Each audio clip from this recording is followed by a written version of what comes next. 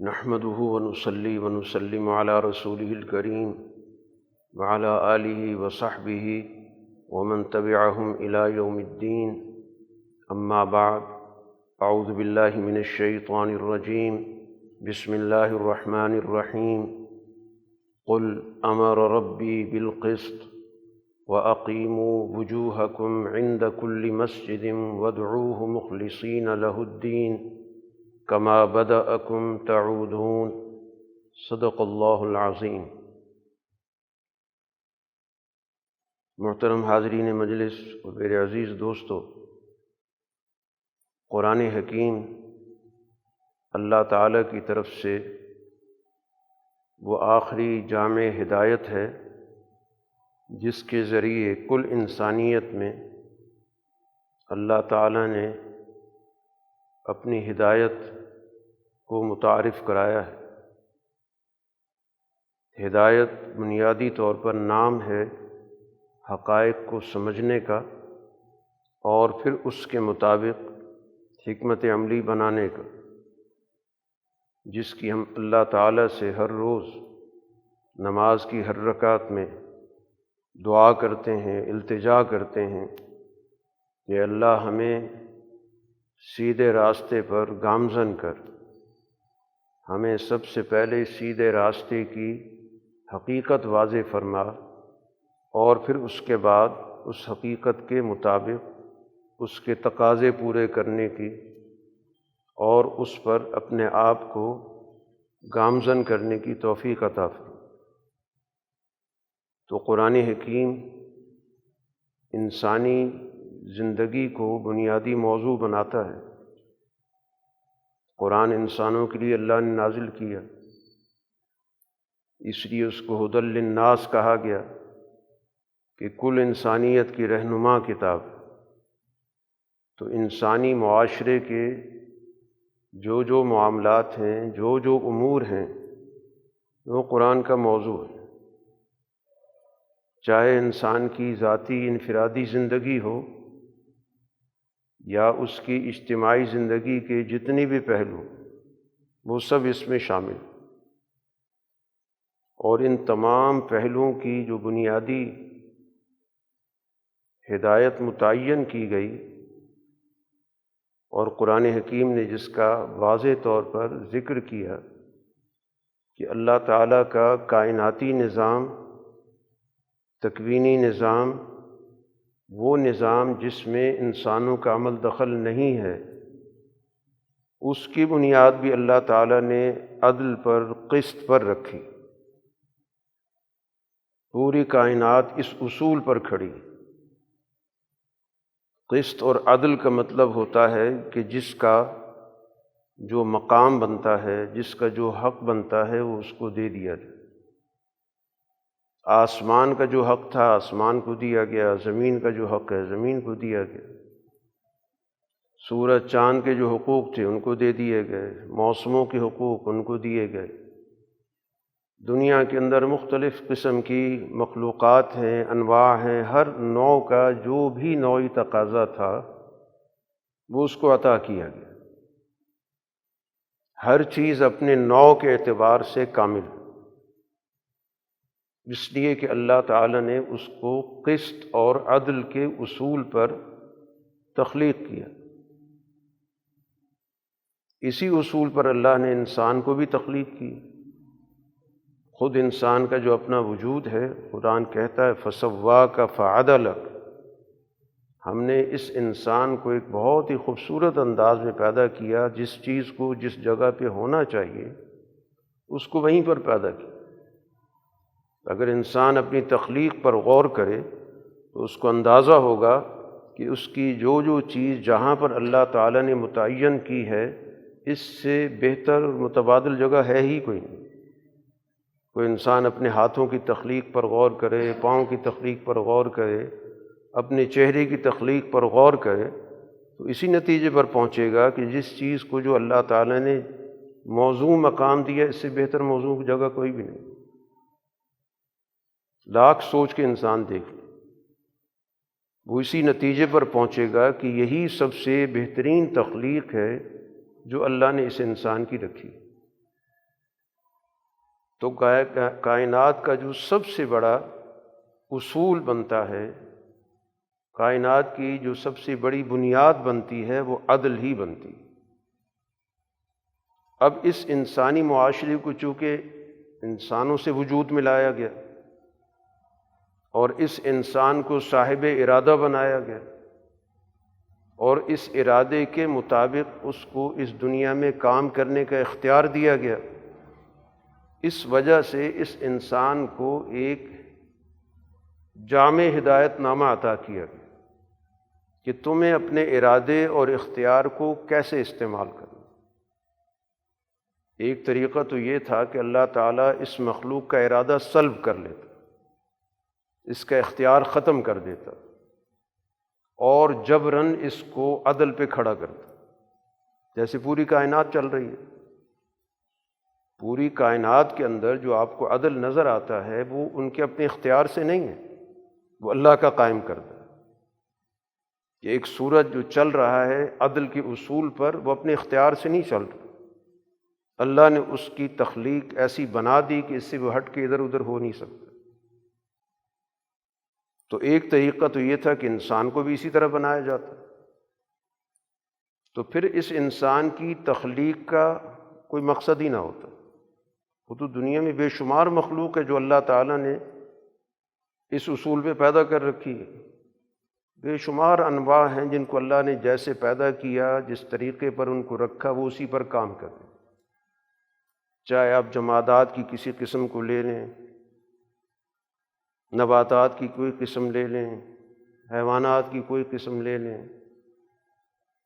کسی بھی تخلیق پہ غور کر، تو انسان کی اس پوری تخلیقی نظام کے اندر جو اللہ نے حیثیت رکھی ہے وہ بہت ہی مختلف رکھی۔ نہ اس کو جمادات کی طرح بنایا، نہ اس کو نباتات کی طرح بنایا، نہ اس کو حیوانات کی طرح بنایا، بلکہ ان سے مختلف ایک نوع پیدا کر، اور اس نوع کے اندر تمام خوبیاں اور خصوصیات بھی رکھ دی۔ اس میں جماداتی خصوصیات بھی ہیں، نباتاتی خصوصیات بھی ہیں، حیوانی خصوصیات بھی ہیں، وہ سب اس میں رکھی، لیکن اس کے ساتھ ساتھ اس کو ایک مستقل، ایک منفرد نوع بنایا۔ تو وہ کس بنیاد پہ بنا؟ کہ اس کے اندر ایک ارادے کی صلاحیت رکھی، اس کے اندر عقل و شعور رکھا گیا، اس کے اندر اختیار رکھا گیا، جس کی وجہ سے اب یہ باقی مخلوقات سے الگ ہو گئی، ممتاز ہو گئی، بلکہ سب پہ برتر ہو گئی۔ اب یہ دنیا کی بلکہ کائنات کی ہر چیز کو اپنے کام میں لانے کی صلاحیت رکھتی۔ یہ جمادات سے فائدہ اٹھا رہی ہے، نت نئے تجربے کر رہی ہے، اس کے نتیجے میں اس سے نت نئی صنعتیں بنا لیں۔ نباتاتی نظام کے اندر وہ اپنا کردار ادا کر رہی ہے، ان سے فائدہ اٹھا رہی ہے، ان میں تجربات کر رہی ہے، حیوانات سے فائدہ اٹھا رہی ہے، خلا میں پہنچ گئی ہے۔ جہاں جہاں بھی اس کو موقع ملتا جا رہا ہے، ان تمام چیزوں کو گویا تسخیر، اس کے لیے قرآن لفظ استعمال کیا، اور قرآن نے کہا سخر لکم ما فی السماوات و ما فی الارض جمیعا منہ، کہ یہ سفر چل رہا ہے، اللہ نے تو تمہارے لیے جو کچھ آسمانوں میں ہے، جو کچھ زمینوں میں ہے، سارا تمہارے کام میں لگا دیا، سب تمہارے فائدے کے لیے کام کر رہے ہیں۔ کچھ چیزیں براہ راست فائدہ پہنچا رہی ہیں، کچھ چیزوں سے فائدہ اٹھانے کے لیے انسان کو صلاحیت عطا کی، عقل و شعور عطا کیا، چیزوں پر غور و فکر کرتا ہے، ان پہ تجربات کرتا ہے، اس سے نت نئی چیزیں بنا رہے ہیں۔ تو اب اس صلاحیت کو درست طریقے پر استعمال کرنے کے لیے اللہ تعالیٰ نے یہاں پر انبیاء بھیجے کہ ان کو بتایا جائے کہ ان صلاحیتوں کو ان نے کس اصول پہ استعمال کرنا۔ وہ اصول قرآن نے واضح کر دیا، وہ اصول قسط یا عدل کہلاتا ہے، جس کے لیے تمام انبیاء مبعوث ہوئے۔ ہر نبی نے آ کر یہی بنیادی بات سمجھائی کہ اپنے اجتماع کے اندر، اپنے معاشرے کے اندر عدل کو قائم کرو۔ حتیٰ کہ تمہارا تعلق باقی اشیاء کے ساتھ بھی عدل کے اصول پہ ہونا چاہیے۔ ہمیں کسی بھی چیز کو ضائع کرنے سے روکا گیا، منع کر دیا، اس کو اسراف قرار دے دیا کہ عدل کے خلاف۔ تم ان کے ساتھ کوئی ایسا معاملہ نہیں کر سکتے جو خلاف عدل، چاہے وہ جمادات ہوں، نباتات ہوں۔ آپ بلا وجہ جو ہے درخت کاٹنا شروع کر دیں، نباتات کو ضائع کرنا شروع کر دیں، منع کر دیا گیا، عدل کے خلاف، اصول قسط کے خلاف۔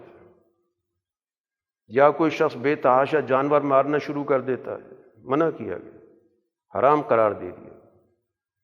ایک شخص محض نشانہ بازی کے لیے پرندوں کو مارتا ہے کہ میں اپنا نشانہ سیدھا کر رہا ہوں، منع کر دیا گیا، حرام قرار دے دیا۔ ہاں کوئی مثبت مقصد ہے کہ تمہیں غذا کی ضرورت ہے، تم شکار اس لیے کر رہے ہو کہ اس کے ذریعے اپنی غذا کا تقاضا پورا کرو، وہ تو ٹھیک ہے، لیکن محض مارا ماری کرنا، محض جانوروں پہ اپنے نشانے سیدھے کرتے رہنا، منع کر دیا گیا۔ تو گویا انسان کا ہر چیز سے جو تعلق ہے وہ عدل کے اصول پر، کہ جس چیز کا جو حق ہے اس کو سمجھو، اس کو ادا کرو۔ اسی کو قرآن حکیم کہہ رہا ہے رسول اللہ صلی اللہ علیہ وسلم کے ذریعے کہ قل امر ربی بالقسط، آپ اعلان کر دیں، ان کو بتا دیں کہ میرے رب نے تو مجھے حکم دیا ہے قسط کا، انصاف کرنے کا، عدل قائم کرنے کا، اور عدل ہر زندگی کے شعبے، یعنی حتیٰ کہ انسان کو اپنی ذات کے ساتھ بھی عدل کا حکم دیا گیا، کیونکہ یہ جسم بھی اللہ کا عطا کردہ ہے، میری اس پہ ملکیت نہیں ہے، میرے پاس جو بھی میری صلاحیت ہے یہ اللہ کی دی گئی امانت ہے، اور امانت کے اندر میں خیانت نہیں کر سکتا۔ اگر میں اپنے جسم کا مالک ہوتا تو دین اسلام خودکشی کو کیوں حرام قرار دیتا؟ اسی بنیاد پہ منع کر، تمہاری چیز نہیں ہے، ہاں تم نے اس کا خیال رکھنا، تم نے اس کو وقت پہ کھانا دینا ہے، اس کا علاج معالجہ کرنا ہے، اس کے حقوق کا خیال رکھنا ہے، اس کو آرام کی ضرورت ہے تو اس کو آرام دینا ہے۔ یہ سارے عدل کے اصول پر، کہ میں اپنے اس جسم سے بھی وہی کام لے سکتا ہوں جس کے لیے اللہ تعالیٰ نے مجھے اجازت دی، میں اس سے ہٹ کے آگے پیچھے نہیں ہو سکتا۔ جیسے رسول اللہ صلی اللہ علیہ وسلم نے فرمایا تھا کہ تم پر تمہارے جسم کا بھی حق ہے، تم پر تمہاری آنکھوں کا بھی حق ہے، تو بتا دیا گیا کہ یہ جسم بھی تمہارے پاس اصول عدل کے تحت کام کرے۔ تو اب چہ جائے کہ جس انسان کا دوسرے انسانوں سے تعلق ہے اس میں عدل کا خیال نہ رکھا جائے۔ جب اپنی ذات کے ساتھ عدل کا پابند کیا گیا تو لازمی طور پر دوسرے انسانوں کے ساتھ ہر انسان کو پابند کیا گیا کہ اس کے حقوق کا خیال رکھے، اس کو کسی صورت میں پامال نہیں کر سکتا۔ طاقت کے بل بوتے پر، اختیار کے بل بوتے پر، دولت کے بل بوتے پر، کسی بھی بنیاد پر اس کی گنجائش ہی موجود نہیں۔ تو یہ دین کی بڑی بنیادی قدر ہے جس کو قرآن حکیم عدل کہتا ہے یا قسط کہتا ہے، انصاف کرنا، جس کا جو حق ہے وہ اس کو دیا جائے۔ عدل کا مطلب یہی ہے، آتوا کل ذی حق حقہ، حق والے کا جو حق ہے وہ اس کو دو، جس درجے کا بھی حق ہے، جس شعبے کا بھی حق ہے، ہر شعبے کے اندر جس کا جو حق بنتا ہے اس کو دیا جائے، تو پھر جا کے عدل قائم ہوتا ہے۔ تو رسول اللہ صلی اللہ علیہ وسلم نے حتیٰ کہ ایک انسان جو بات کہتا ہے، جو رائے دیتا ہے، کسی چیز پر غور و فکر کرتا ہے، اس کی بھی اصول متعین کی۔ اس میں بھی بتایا گیا کہ ہر آدمی اپنی جو رائے رکھتا ہے اس کا بھی تمہیں لحاظ رکھنا ہے، اس کو بھی تم نظر انداز نہیں کر سکتے۔ رسول اللہ صلی اللہ علیہ وسلم نے اپنی زندگی میں اس کا باقاعدہ پورا کا پورا ایک میکنزم قائم کیا، خاص طور پر ایسے معاملات کے اندر جن معاملات کے اندر انسانی جانیں خطرے میں جاتی تھیں، تو خاص طور پہ سب کو اپنے اعتماد میں لیا۔ آج دنیا کے اندر اصول کچھ اور بنا ہوا ہے۔ سمجھا یہ جاتا ہے کہ جنگ کے معاملات کے اندر تو جو کمانڈر ہوتا ہے اس کے پاس مکمل اختیار ہوتا ہے، جو چاہے فیصلے کر، اس کو کسی سے کوئی بات پوچھنے کی ضرورت نہیں ہوتی۔ اور رسول اللہ صلی اللہ علیہ وسلم نے سب سے زیادہ مشاورت جنگ کے معاملات میں کی۔ جب تک ہر آدمی اس حکمت عملی سے مطمئن نہیں ہوا، آپ نے قدم نہیں اٹھایا۔ جب غزوہ بدر کا موقع پیش آ گیا، کیونکہ رسول اللہ صلی اللہ علیہ وسلم کے ساتھ جو جماعت نکلی تھی تو اس کے پیش نظر تو یہ تھا کہ ہم نے اس قافلے کو روکنا ہے جو شام سے پوری تیاری کے ساتھ مکہ جا رہا ہے، اور صورتحال بدل گئی کہ وہ قافلہ راستہ بدل کے مکہ پہنچ گیا، اور مکے والوں نے اپنے قافلے کی حفاظت کے لیے تیاری کر رکھی تھی۔ حالانکہ اس قافلے کے سربراہ نے، ابو سفیان نے پیغام بھیج دیا تھا کہ میں محفوظ راستے سے نکل آیا ہوں، لیکن ابو جہل کے سر پہ تو ظاہر ہے کہ ظلم سوار تھا۔ اس نے اس کے باوجود کہا کہ نہیں، ہم آج مسلمانوں کا خاتمہ کر کے رہیں۔ بڑے تکبر کے ساتھ، بڑی طغیانی کے ساتھ، سرکشی کے ساتھ وہ نکلا تھا۔ تو رسول اللہ صلی اللہ علیہ وسلم کو اس ساری صورتحال کا جب علم ہوا تو آپ نے باقاعدہ مشاورت قائم کی، مشورہ لیا۔ تو اب جو مہاجر صحابہ تھے وہ ظاہر ہے بڑھ چڑھ کے مشورہ دے رہے تھے کہ ہم آپ کے ساتھ ہیں، جو حکم دیں گے پورا کیا جائے گا۔ پھر آپ کہتے تھے مشورہ دو۔ تو پھر انصاری صحابہ کو توجہ ہوئی کہ جو رسول اللہ صلی اللہ علیہ وسلم بار بار کہہ رہے ہیں اور مہاجر صحابہ رائے بھی دے رہے ہیں، پھر آپ کہتے ہیں مشورہ دو، اس کا مطلب یہ ہے کہ آپ ہماری رائے سننا چاہتے ہیں۔ جب تک انصاری صحابہ نے رائے نہیں دی، مدینہ والوں نے رائے نہیں دی، اس وقت تک فیصلہ نہیں ہوا۔ حالانکہ رسول اللہ صلی اللہ علیہ وسلم کو کامل اختیار حاصل تھا، بطور رسول ہونے کے آپ کی اطاعت سب لوگوں پر واجب تھی، اللہ نے ان کو اتھارٹی دے رکھی تھی۔ وہ اطیعوا اللہ اور اطیعوا الرسول پر ایمان لائے ہوئے لوگ تھے کہ جو اللہ کا رسول حکم دے گا ہم نے اس کو پورا کرنا۔ لیکن آپ اس اتھارٹی پر فیصلہ نہیں کر رہے، تو جس کی جو رائے ہے اس رائے کو معلوم کیا جائے تاکہ فیصلہ کرتے وقت ہر شخص اس فیصلے پر عمل درآمد کرنے میں کسی قسم کے وسوسے کا شکار نہ ہو، کیونکہ انسان کی مخالف قوت تو شیطان کی صورت میں موجود ہے جو وسوسے پیدا کرتی ہے۔ کسی موقع پر یہ چیز پیدا کر دے کہ یہ فیصلہ تو ہم پر مسلط کر دیا گیا۔ اور ہم نے تو رسول اللہ صلی اللہ علیہ وسلم سے تعاون کی بات کی تھی کہ اگر مدینہ کے اندر رہ کے کوئی معاملہ ہوگا تو ہم آپ کے ساتھ ہوں گے، یہ تو مدینہ سے باہر جا کے جنگ کی بات ہو رہی۔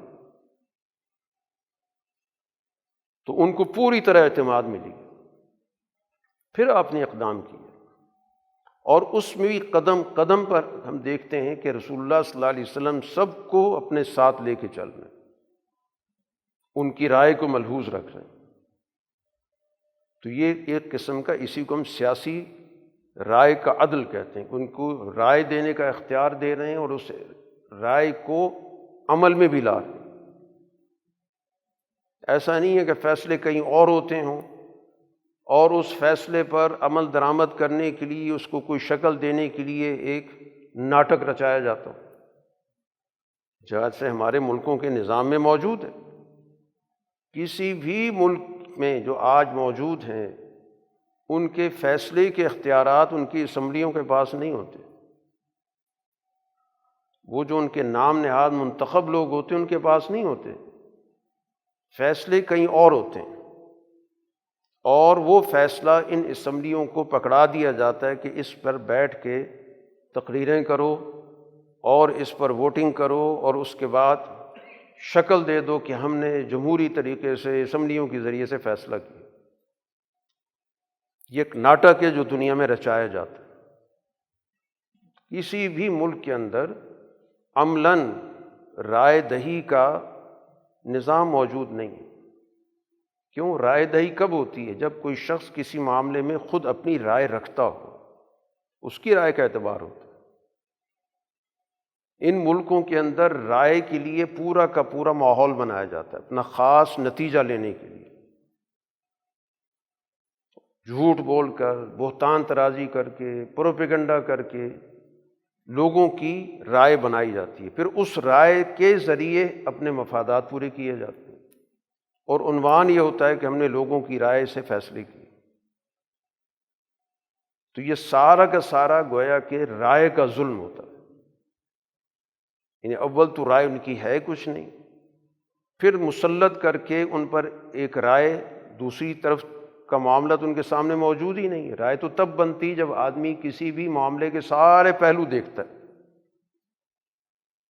اور ہر پہلو پہ غور کرتا ہے کہ اس رائے کا کیا فائدہ نقصان ہے، اس کا کیا ہے، اس کا کیا ہے، پھر جا کے وہ ایک مجموعی نتیجے پر پہنچتا ہے۔ اور جب آپ ایک طرف بالکل ہی بلیک آؤٹ کر دیں اور صرف ایک ہی طرف کی چیز بار بار دکھائیں اور اس کو بھی اپنے انداز سے پیش کریں اور اس طرح لوگوں کے ذہنوں کو قابو میں کر لیں اور پھر ان کی زبان سے وہ الفاظ کہلوا دیں، تو اس انسان کی رائے میں اور ایک اس پالتو طوطے کی رائے میں کیا فرق ہو؟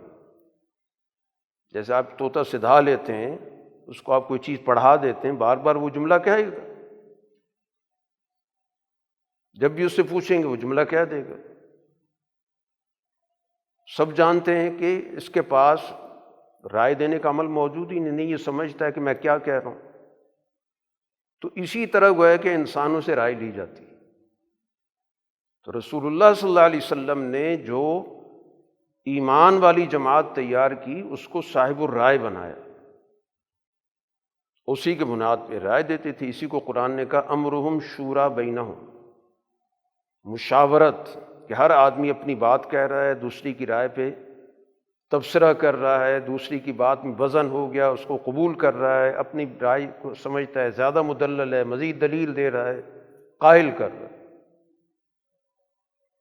اور اس عمل کے ہی ذریعے گویا کہ اس فیصلے کے اندر سب کی شراکت ہو جاتی ہے، کیونکہ سب کو پتہ ہے کہ ہم نے اپنی رائے دی، اپنی سوچ سمجھ سے دی، دوسری کی رائے سنی، ہمیں ہر معاملے کا پتہ چل گیا، مختلف پہلو سامنے آ گئے، اور پھر اس کے مطابق ہم نے اپنی بات کہہ دی۔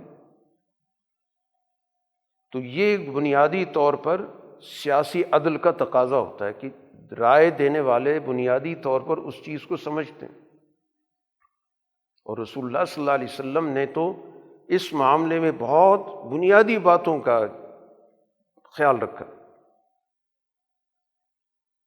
جب یہ مدینہ منورہ سے قافلہ آیا، رسول اللہ صلی اللہ علیہ وسلم ابھی مکہ میں موجود ہے، جو آپ کے ہاتھ پہ ایمان لاتا ہے، اور پھر بیعت عقبہ ہوتی ہے، منا کی گھاٹی میں یہ بیعت ہوتی ہے آپ کے ہاتھ میں،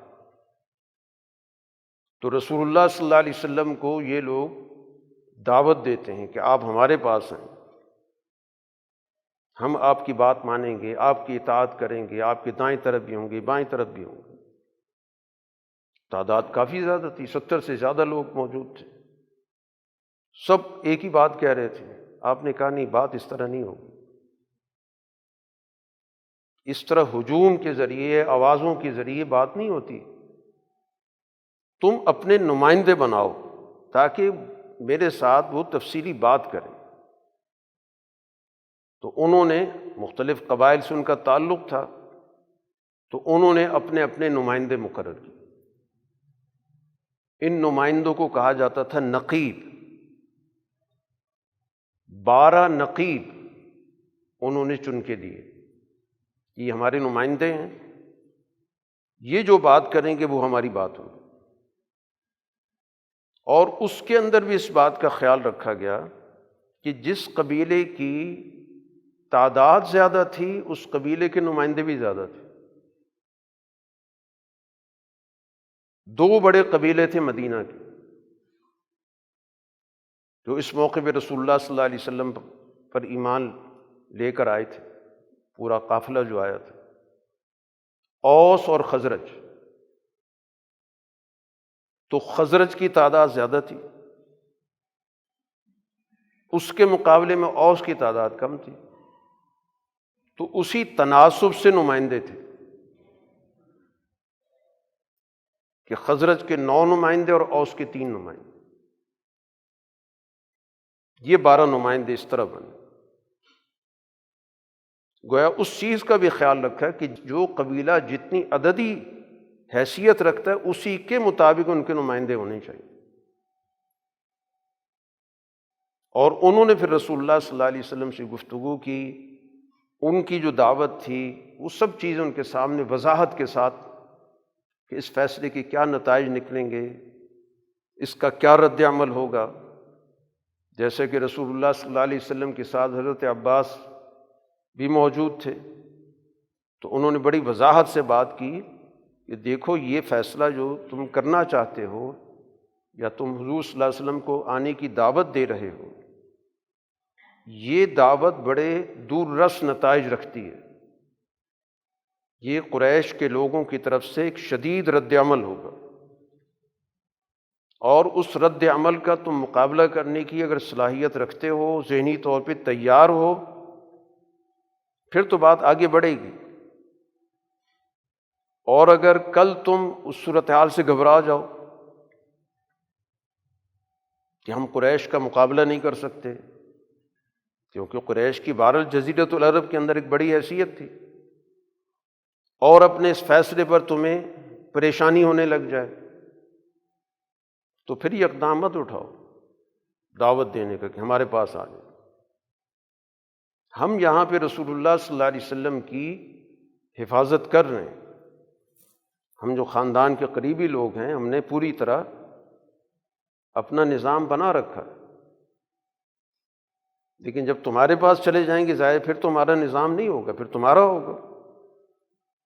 تو جو بھی حالات ہیں ان حالات سے اگر نمٹنے کی، مقابلہ کرنے کی تمہارے اندر پوری طرح سوچ موجود ہے، یکسو ہو، پھر تو بہت اچھی بات ہے۔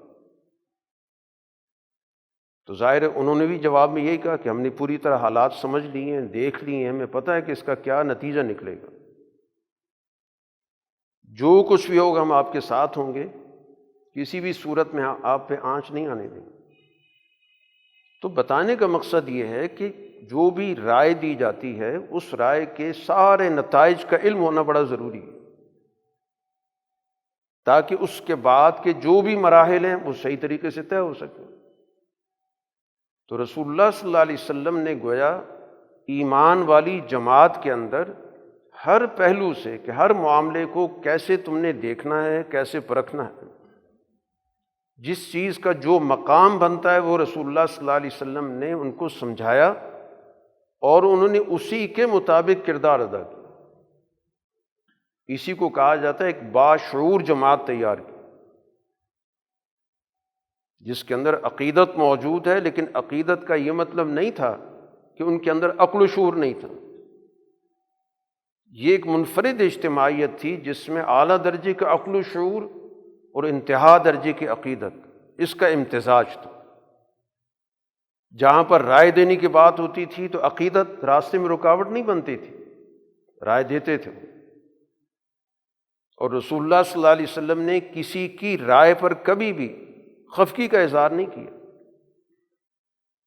سوائے اس کے کوئی ایسا معاملہ ہو کہ جس کا وحی سے کوئی فرق پڑتا ہو، پھر تو ایک علیحدہ بات ہے۔ حضور صلی اللہ علیہ وسلم نے کبھی بھی اپنی ذات کے لیے کسی غصے غضب کا اظہار نہیں کیا۔ اگر اللہ کے حدود کا، اللہ کے احکام کا کوئی معاملہ ہوتا تھا تو ظاہر ہے اس پہ تو آپ کوئی سمجھوتا نہیں کر سکتے تھے۔ تو اس طرح گویا کہ رسول اللہ صلی اللہ علیہ وسلم نے عملاً اس معاشرے کے اندر، زندگی کے ہر شعبے کے اندر قسط اور عدل کے اصول کو نافذ کیا، اور اس اصول پر آپ نے اپنی جماعت کی باقاعدہ تربیت کی۔ ان کے مزاجوں کے اندر عدل پیدا کر دیا۔ اب وہ اپنی ذات کا بھی جائزہ لیتے ہیں تو اسی عدل کے اصول پر لیتے ہیں، اسی کے تحت احتساب نفس کرتے ہیں۔ جس کے اندر عدل ہوگا وہی اپنا احتساب کر سکتا ہے کہ میں نے کیا غلط کیا، کیا صحیح کیا، مجھے کیا کرنا چاہیے تھا، کیا نہیں کرنا چاہیے تھا، کسی کے ساتھ اونچ نیچ ہو گئی تو مجھے کیا طرز عمل اختیار کرنا چاہیے۔ کبھی بھی کسی نے اپنی غلطی کو خواہ مخواہ درست قرار دینے کی کوشش نہیں کی، کسی کو محسوس ہوا اس نے اپنی غلطی کا اعتراف کیا۔ عدل تو اسی چیز کو کہا جاتا ہے نا کہ جس موقع پر جو کام کرنے کا ہے، جو کہنے کا ہے، وہ کیا جائے، اور اس میں اگر کوئی کمی بیشی ہو گئی تو اس کو پوری طرح محسوس کر کے اس کا ازالہ کیا جائے۔ تو رسول اللہ صلی اللہ علیہ وسلم نے گویا عملاً اسی اصول پر اپنی پوری اجتماعیت تیار کی، مکہ مکرمہ کے اندر بھی اسی اصول پر کام کیا، وہاں پر بھی اللہ تعالیٰ نے تربیت کا یہی اصول آپ کو عطا کیا کہ وَاصْبِرْ نَفْسَكَ مَعَ الَّذِينَ يَدْعُونَ رَبَّهُمْ لَا تَطْرُدِ الَّذِينَ يَدْعُونَ رَبَّهُمْ بِالْغَدَاةِ، کہ یہاں پر جو بھی آپ پر ایمان لانے والے لوگ موجود ہیں ان کے ساتھ آپ کا طرز عمل کیا ہونا چاہیے۔ ایک طرف تبلیغ کا تقاضا ہے، ایک طرف وہ جماعت ہے جو آپ پر ایمان لا چکی ہے۔ اب تبلیغ کا تقاضا یہ بنتا ہے کہ کسی طرح بات پہنچاؤ، کوئی بھی اس کی قیمت دینی پڑ جائے۔ چنانچہ رسول اللہ صلی اللہ علیہ وسلم کو جب یہ کہا گیا کہ آپ کی بات سننے کے لیے یہ بڑے بڑے سردار قریش کے تیار ہیں، لیکن یہ چاہتے ہیں کہ ان کے لیے ایک پروٹوکول ہونا چاہیے، ایک علیحدہ سسٹم ہونا چاہیے۔ آپ پر ایمان لانے والی جماعت کے صرف قریش کے افراد تو اس مجلس میں ہو سکتے ہیں، غیر قریشی کوئی نہیں ہونا چاہیے، اور خاص طور پر وہ افراد جو کسی زمانے کے اندر ان کے غلام رہے وہ تو ہونے ہی نہیں چاہیے۔ اگر اب تبلیغ کے نقطہ نظر سے دیکھیں تو ظاہر ہے کہ اس رائے پر عمل کرنے میں حرج کو نظر نہیں آتا، چلیں بات سمجھ میں آ جائے گی ان کو۔ لیکن عدل کا تقاضا کیا تھا جو اللہ نے بتا دیا کہ نہیں، اس قیمت پہ نہیں ہو سکتا کہ ان کو بات سمجھانے کے لیے یہ بات مان لی جائے کہ ہم گویا کہ اس طبقے کو جو ایمان لا چکا ہے صرف ظاہری وجہ سے یا مالی وجہ سے کمزور ہے، اس کو مجلس سے نکال دیا جائے کہ خصوصی نشست ہونے لگی ہے، یہ نہیں ہو سکتا۔ ہاں اتفاقاً رسول اللہ صلی اللہ علیہ وسلم کے پاس یہ لوگ آ جائیں، اس وقت کوئی موجود نہ ہو تو پھر تو ٹھیک ہے، لیکن اس اہتمام کے ساتھ کہ مجلس ہوگی اور اعلان کیا جائے گا کہ اس مجلس کے اندر فلاں فلاں فلاں لوگ نہیں بیٹھیں گے، یہ نہیں ہو سکتا، عدل کے اصول کے خلاف۔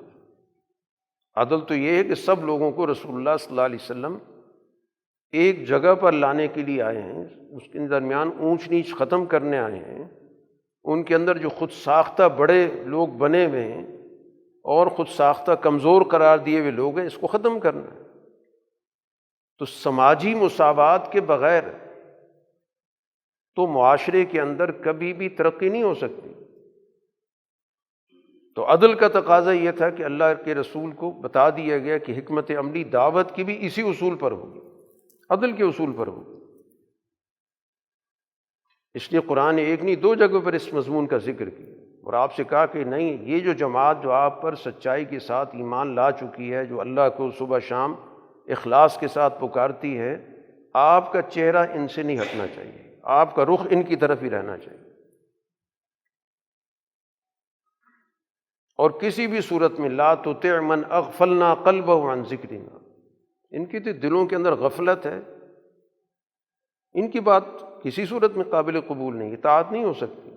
یہ خواہش پرست لوگ ہیں، یہ اپنی خواہشات کو قائم رکھ کر آپ کی بات سننا یا ماننا چاہتے ہیں، یہ اپنے خواہش کے بتوں کو توڑنا نہیں چاہتے، تو ایسی دعوت تو ناقابل قبول ہوتی۔ ہاں جو اپنے ان سارے بتوں کو توڑ کے آئے گا، بات سننے کے اور قبول کرنے کے جذبے سے آئے گا، تو اس کو یقیناً رسول اللہ صلی اللہ علیہ وسلم سناتے ہیں۔ اس کی ہدایت کے لیے آپ پریشان ہوتے ہیں، اس کے لیے اپنی ساری توانائی صرف کرتے ہیں۔ تو دین کا جو بنیادی اصول ہے اس پر کسی بھی صورت میں سمجھوتا نہیں ہو سکتا۔ اسی کو قرآن حکیم نے کہا کہ قل امر ربی بالقسط۔ تو سب سے پہلے تو معاشرے کے اندر عدل قائم ہو، تاکہ ہر آدمی بات کو سمجھنے کی صلاحیت پیدا کرے، اور اس کے نتیجے میں اس کو جب اللہ تعالیٰ سے جوڑنے کا نظام دیا جائے تو وہ اس کی سمجھ میں آ سکے اور وہ اس پر عمل کر سکے۔ اس لیے پھر اگلا حکم دیا گیا کہ اقیموا وجوہکم عند کل مسجد۔ پہلا حکم دیا گیا امر ربی بالقسط، کہ مجھے میرے رب نے حکم دیا ہے کہ میں قسط عدل قائم کروں۔ اور اس کے بعد دوسرا حکم ہے کہ اپنے چہرے اللہ کی طرف اخلاص کے ساتھ اللہ کی عبادت کرو، وادعوہ مخلصین لہ الدین، اخلاص کے ساتھ اطاعت کے جذبے کے ساتھ اللہ کو پکارو۔ اور یہ دو ہی بنیادی اصول ہیں، دین کا خلاصہ ہے ہی یہی کہ عدل کو قائم کیا جائے اور اللہ تعالیٰ سے اپنی عبادت اور بندگی کے تعلق قائم کیا جائے۔ سارا دین انہی تفصیلات پر، پورے دین کا اگر جائزہ لیا جائے تمام احکامات انہی دو شعبوں میں آتے ہیں۔ ایک عدل کے دائرے میں آتے ہیں، جتنے بھی انسانوں سے تعلقات ہیں وہ سارے عدل کے دائرے میں آتے ہیں، جتنی بھی شکلیں بنتی ہیں، ایک خاندانی نظام سے لے کر، ایک شہری نظام سے لے کر، ایک قومی ملکی نظام سے لے کر بین الاقوامی نظام تک، جتنے بھی زندگی کے شعبے ہیں، چاہے وہ سیاست کا شعبہ ہے، معیشت کا ہے، معاشرت کا ہے، باہمی تعلقات کا ہے، خارجہ کا ہے، داخلہ کا ہے، جتنے بھی تعلیم کا نظام ہے، آپ کی تربیت کا نظام ہے، سارے کے سارے یہ گویا کہ عدل کے دائرے میں آتے ہیں۔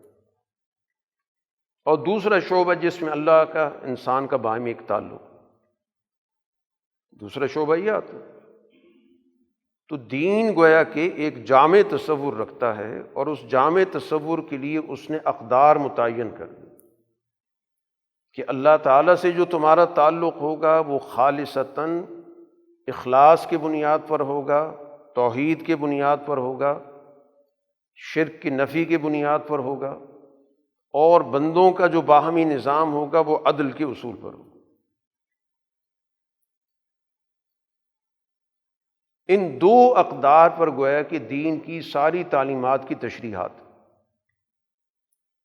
اور ان کے اندر بھی یہ بات واضح کر دی گئی کہ اس دنیا کے اندر اللہ تعالیٰ نے اپنے حقوق کا اور انسانوں کے حقوق کا بھی ایک موازنہ بیان کر دیا۔ اللہ تعالیٰ اپنے حقوق کے حوالے سے کوئی اتنا حساس نہیں ہے کہ اس کا حق توڑا جائے تو وہ فوراً ہی اس کا بدلہ لینے پہ آ جائے۔ بندوں کے بارے میں اس نے کہہ دیا، اور یہ بھی کہہ دیا کہ میں بندوں کے معاملات میں مداخلت ہی نہیں کرتا۔ قادر مطلق ذات یہ کہہ رہی ہے کہ بندوں نے معاملات خود طے کرنے، میں اس معاملے میں نہیں پڑوں گا۔ کسی نے کسی کا حق دبایا ہے تو جس کا دبایا ہے وہ جانے، وہ اپنا حق لینا چاہتا ہے تو کوئی روک نہیں سکتا، چاہے دوسری طرف کتنا بڑا ہی عبادت گزار ہو، اس نے اپنی زندگی اللہ کے لیے وقف کر رکھی، وہ اس نے اپنی اس عبادت کی بنیاد پہ اللہ سے دعا کرے، تقاضا کرے کہ میرا وہ معاملہ حل کرا دے، تو اللہ تعالیٰ یہی کہے گا کہ جس کا معاملہ اس نے کرنا ہے۔ تو اتنی حساسیت ہے گویا کہ حقوق العباد کے معاملے میں۔ حقوق اللہ کے بارے میں تو کہ اللہ سے معافی مانگ لو اخلاص کے ساتھ، اللہ تعالیٰ معاف کر دیتا۔ بندوں کے معاملات بندوں کے حوالے، معاف کرنا چاہتے ہیں بہت اچھی بات ہے، لیکن کوئی ان سے معاف کروا نہیں سکتا۔ اللہ تعالیٰ نے کہا یہ ان کا معاملہ یہ خود طے کریں۔ تو گویا زندگی کی دو بنیادی اقدار ہیں کہ ایک عدل کا اصول ہے اور دوسرا تعلق مع اللہ ہے، اور پھر عدل کا دائرہ زندگی کے ہر شعبے پر محیط ہے۔ عدل سے مراد صرف یہ نہیں کہ دو آدمیوں کا جھگڑا ہو جائے تو کسی منصف کے پاس جا کے فیصلہ کروا لیں۔ زندگی میں ہر آدمی کا دوسرے کے ساتھ جو بھی تعلق ہے وہ عدل کی بنیاد پر ہوگا تو درست ہوگا۔ میاں بیوی کا تعلق ہے، اولاد کا والدین کا باہمی تعلق ہے، ہمسائیگی کا تعلق ہے، لین دین کا تعلق ہے، جتنے بھی معاملات ہیں ہر جگہ پر بنیادی قدر عدل ہے۔ اس لیے اس کو آپ کسی بھی صورت میں نظر انداز نہیں کر سکتے، اور عدل یہی ہے کہ جس کا جو حق ہے وہ اس کو دیا جائے۔ آتو کل ذی حق حقہ، جس کا جو حق بنتا ہے اس کو دو۔ جیسے میں نے شروع میں عرض کیا کہ حتیٰ کہ رسول اللہ صلی اللہ علیہ وسلم نے کہا کہ یہ جانور ہے، اس کا بھی ایک حق ہے۔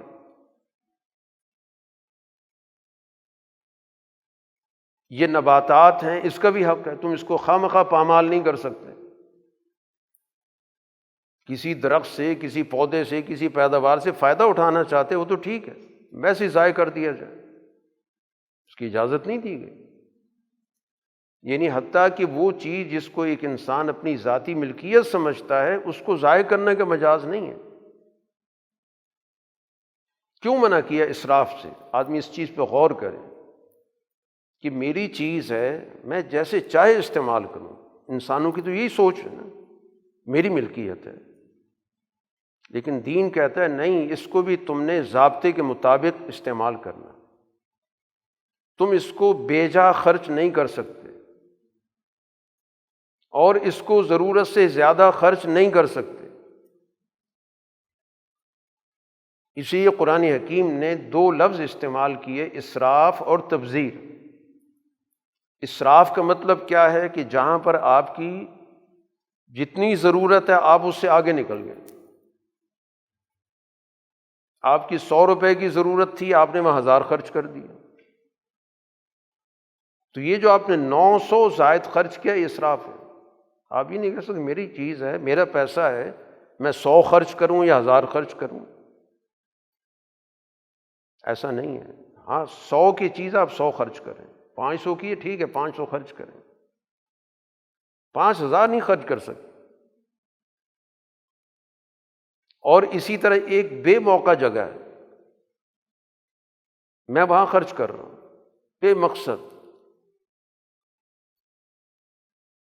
بالکل حدود سے تجاوز کر رہا ہوں، یعنی وہاں پر 1 روپیہ خرچ کرنے کی بھی مجھے اجازت نہیں ہے، تو چاہے میں وہاں 1 خرچ کروں، 10 کروں، 20 کروں، تبذیر ہے۔ اور اس کو کہا گیا کہ یہ در حقیقت شیطانی عمل ہے۔ ان المبذرین کانوا اخوان الشیاطین، شیطان کے بھائی۔ تو معیشت کے حوالے سے گویا کہ بتا دیا گیا کہ معیشت کا اصول بنیادی طور پر یہ ہے کہ جس جگہ پر جتنی ضرورت ہو اور جائز ضرورت ہو اس کو خرچ کریں، اس سے ہٹ کے جو بھی آپ کر رہے ہیں عدل کے خلاف ہے، ظلم ہے۔ چاہے آپ کہیں جی میری ہے، میں نے کمایا ہے، وراثت میں مجھے مل گئی ہے، نہیں، اس پہ عدل کا اصول نافذ ہوگا۔ آپ عدل کے اصول کے تحت کمائیں گے، عدل کے اصول کے تحت خرچ کریں گے، اس سے ہٹ کے ادھر ادھر نہیں ہو سکتا، کیونکہ میرے پاس جو کچھ چیز موجود ہے یہ امانت ہے، یہ اس طرح کی ملکیت نہیں ہے جیسے مغرب کے اندر ملکیت کا تصور ہے کہ کوئی شخص جیسے چاہے اپنی ملکیت کو ضائع کر دے، مرتے وقت اپنے کتے بلے کے نام کر کے چلا جاتا ہے، اس کی قانونی حیثیت ہو جاتی ہے کہ یہ کتے کے نام کیا ہوا ہے، اب جب تک وہ کتا زندہ ہے اس پہ خرچ ہو رہا ہے۔ اسلام کا یہ تصور نہیں ہے۔ اسلام یہ کہتا ہے کہ یہ چیزیں انسانوں کے پاس امانت ہیں، اور امانت کا اصول یہی ہوتا ہے کہ جس جگہ پر اس کو خرچ کرنے کی اجازت ہے اسے خرچ کریں گے، جہاں نہیں اجازت وہاں خرچ کرنا تو سب سے بڑی خیانت ہے۔ تو خاص طور پر جن کے پاس وسائل ہیں اور ان وسائل کو وہ ضائع کرتے ہیں، تو یہ امانت میں سب سے بڑی خیانت کرتے ہیں، وہ خائن ہیں۔ چاہے ذاتی ملکیت ہی خرچ کریں، جائز ملکیت ہی کیوں نہ ہو، تو آپ اندازہ کریں ناجائز ملکیتوں کا کیا حال ہوگا، جو جبر سے حاصل کیں، دھوکے سے حاصل کیں، غداری سے حاصل کیں، ان ملکیتوں کے تو جواز کی کوئی شکل ہی موجود نہیں ہے۔ میں تو اس ملکیت کی بات کر رہا ہوں جو بالکل جائز ہے، ایک شخص نے محنت کر کے حاصل کی، یا اس کو ایک جائز وراثت مل گئی، اس میں بھی اس پر حدود قائم ہے کہ عدل کے دائرے میں تو اس کو تم رکھ سکتے ہو، خرچ کر سکتے ہو، اس سے باہر کچھ نہیں کر سکتے۔ تو دین کی بڑی بنیادی قدر ہے عدل اور قسط۔ جب اللہ کے رسول کو اللہ نے کہا کہ امر ربی بالقسط، میرے رب نے حکم دیا ہے قسط اور عدل کا، تو یہی وہ بنیادی قدر ہے جس پر معاشرہ کھڑا ہو تو معاشرہ ترقی کرتا ہے۔ آج سب سے بڑی جو معاشرے کے اندر اقدار کی پامالی ہے، عدل کا پامال ہو جانا، اور ہر جگہ پہ پامال ہو جانا۔ ہمارے آئلی نظام کے اندر خرابی کیوں پیدا ہو رہی ہے؟ خاندان کیوں ٹوٹ رہے ہیں؟ اسی عدل کو پامال کرنے کے نتیجے میں۔ چاہے شوہر ناانصافی کر رہا ہے، چاہے بیوی ناانصافی کر رہی ہے، عدل قائم نہیں ہوتا، خاندان ٹوٹتا ہے۔ اولاد اور والدین کے درمیان تعلقات میں خرابی اسی عدل کی نہ خیال رکھنے کی وجہ سے۔ معاشرے کے اندر افراتفری کیوں ہے؟ اسی وجہ سے۔ مارکیٹ کیوں وہاں پہ ظلم ہو رہا ہے، لوٹ مار مچی ہوئی ہے؟ اسی ناانصافی کو وہاں پر غالب کرنے کے نتیجے میں، عدل کو نظر انداز کرنے کے نتیجے میں۔ آپ کی سیاست میں کیوں افراتفری ہے؟ اسی بنیاد پر ہے۔ جو آج پورے معاشرے کے اندر ایک انارکی ہے، افراتفری ہے، انتشار ہے، اسی وجہ سے ہے کہ جو طاقتور ہے، کسی بھی بنیاد پہ طاقت اس نے حاصل کی ہو، مال و دولت کی بنیاد پہ حاصل کی، اقتدار کی بنیاد پہ حاصل کی، اسلحے کی بنیاد پہ حاصل کی، تو وہ سب سے زیادہ عدل کو پامال کر رہا ہے۔ اور جس کے بعد جتنا اختیار موجود ہے نیچے تک، جب اوپر خرابی آتی ہے تو وہ تیزی کے ساتھ نیچے تک چلی جاتی ہے۔ اس لیے ہر آدمی کے پاس جتنا دائرہ آ رہا ہے اس کے اندر وہ ناانصافی کرتا ہے، نیچے تک وہ چیز پہنچ جاتی ہے۔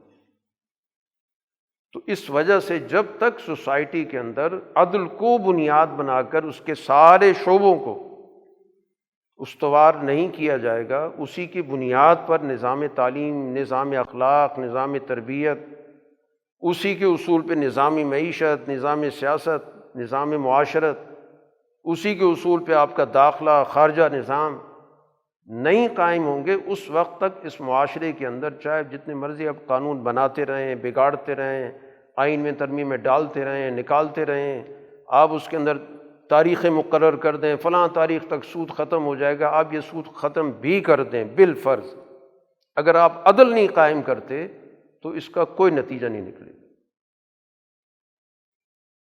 کیونکہ بنیادی اصول عدل ہے۔ اس کی روشنی میں آپ قوانین کا جائزہ لیں۔